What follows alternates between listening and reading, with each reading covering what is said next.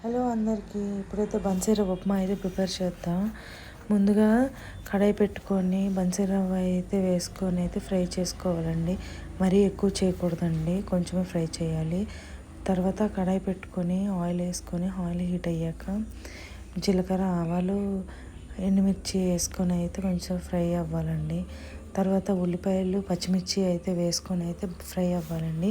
తర్వాత మినప్పప్పు, శనగపప్పు వేసుకొని ఇవన్నీ ఫ్రై అయ్యేటట్టు బాగా కలుపుకోవాలండి. ఇలా బాగా ఫ్రై అయిన తర్వాత క్యారెట్ ముక్కలు, టమాటా ముక్కలు అయితే తీసుకొని అయితే ఫ్రై చేసుకోవాలండి.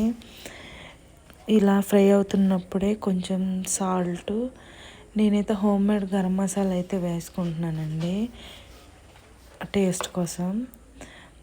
వేసుకున్న తర్వాత ఇది బాగా ఫ్రై అయిన తర్వాత 4 గ్లాసులు వాటర్ అయితే పోసుకొని అయితే మరగనివ్వాలండి. ఇలా బాగా మరిగిన తర్వాత బన్సీ రవ్వ అయితే వేసుకొని బాగా కలుపుకోవాలండి ఉండలు లేకుండా. ఇలా కలుపుకున్న తర్వాత ఒక 15 మినిట్స్ అయితే ఉడికనిస్తే సరిపోతుందండి. బన్సీ రవ్వ ఉప్మా అయితే ready. Thank you for watching.